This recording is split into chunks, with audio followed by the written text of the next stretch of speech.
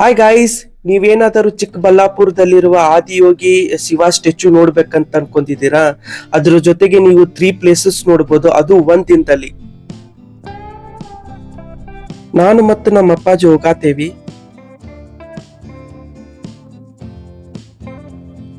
ನಂದಿ ಊರಲ್ಲಿ ಸ್ವಲ್ಪ ರೆಸ್ಟ್ ಮಾಡಿ, ಸ್ವಲ್ಪ ನಾಷ್ಟಾ ಮಾಡಿ, ಆಮೇಲೆ ಶ್ರೀ ಗೋಪಿನಾಥ ಬೆಟ್ಟ ಲಕ್ಷ್ಮೀ ನರಸಿಂಹ ಗುಡಿಗೆ ಹೋದ್ವಿ.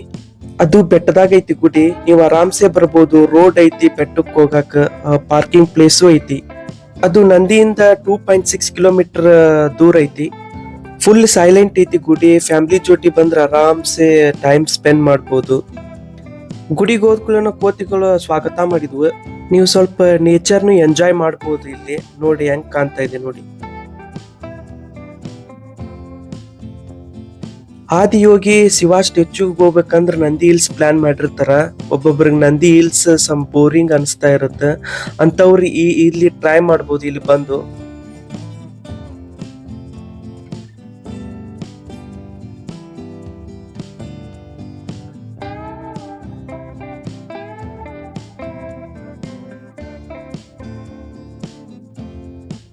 ಗುಡಿ ಒಳಗೆ ಹೋದ್ಕೂಲನ ಶ್ರೀ ನರಸಿಂಹಸ್ವಾಮಿ ದರ್ಶನ ಆಯ್ತು.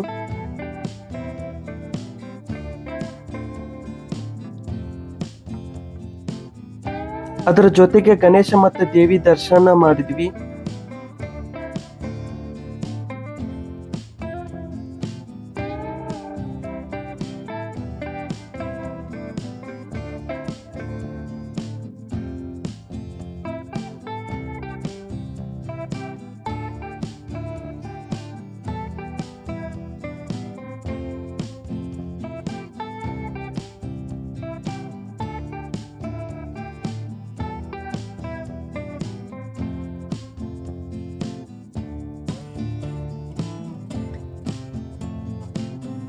ಎಲ್ಲ ಮುಗಿಸ್ಕೊಂಡು ಸ್ವಲ್ಪ ಮುಂದೆ ಹೋಗಿ ಕೆಳಗಡೆ ಬಂದ್ರೆ ಈ ತರ ನಿಮಗೆ ವೇವ್ ಸಿಗುತ್ತೆ. ತುಂಬಾ ಚೆನ್ನಾಗಿತ್ತು.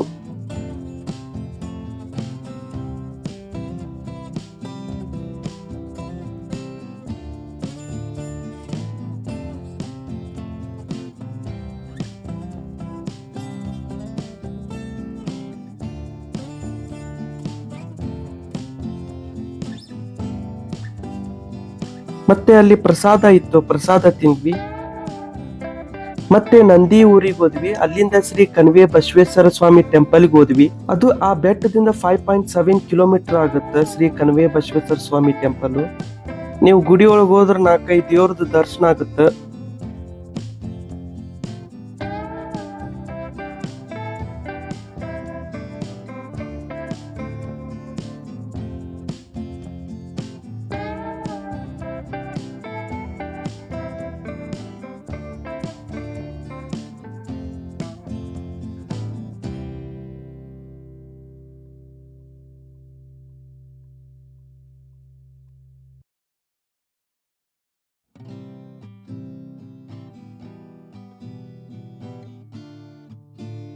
ಈ ಗುಡಿನ 4-5 ಸಲ ಕೆಡಿಯು ಮತ್ ಕಟ್ಟ್ಯಾರಂತ. ಯಾಕಂದ್ರ ಪ್ರತಿ ವರ್ಷ ಈ ನಂದಿ ಮೂರ್ತಿ ಬೆಳಿತೈತಂತ, ಹೈಟ್ ಆಗತ್ತಂತ. ಅದಕ್ಕ ಇದು ಹೈಟ್ ಆದಂಗೆಲ್ಲ ಅದ ಗ್ವಾಡಿ ಕೆಡಿಯು ಮತ್ ಕಟ್ಟಿಸ್ತಾರ.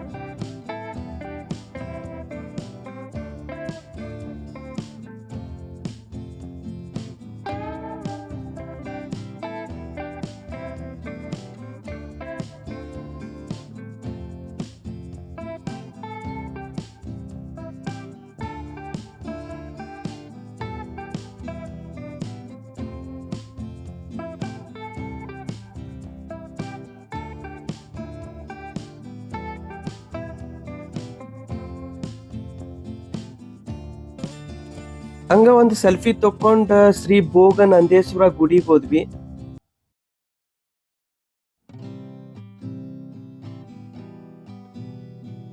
ಈ ಗುಡಿ ಮಾತ್ರ ತುಂಬಾ ಚೆನ್ನಾಗಿದೆ, ಯಾವ ಹಂಪಿ ಗುಡಿಗೂ ಕೆಳಗಿಲ್ಲ.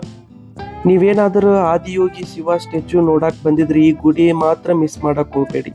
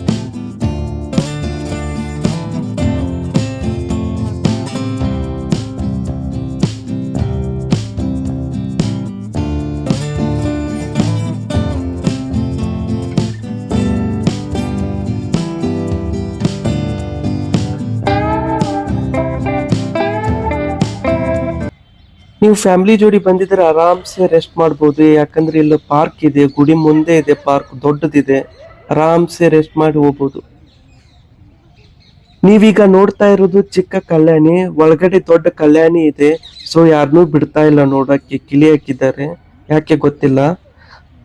ಇಲ್ಲೊಂದು ಸೆಲ್ಫಿ ತಗೊಂಡು ಆದಿಯೋಗಿ ಶಿವ ಸ್ಟ್ಯಾಚುಗೆ ಹೋದ್ವಿ. ಈ ಗುಡಿಯಿಂದ 11 ಕಿಲೋಮೀಟರ್ ಆಗತ್ತೆ ಆದಿಯೋಗಿ ಶಿವ ಸ್ಟ್ಯಾಚು. ನಾನು ಹೋಗಿದ್ದು ವೀಕ್ ಡೇಸ್ ಆದ್ರೂ ತುಂಬಾ ಜನ ಇದ್ರು.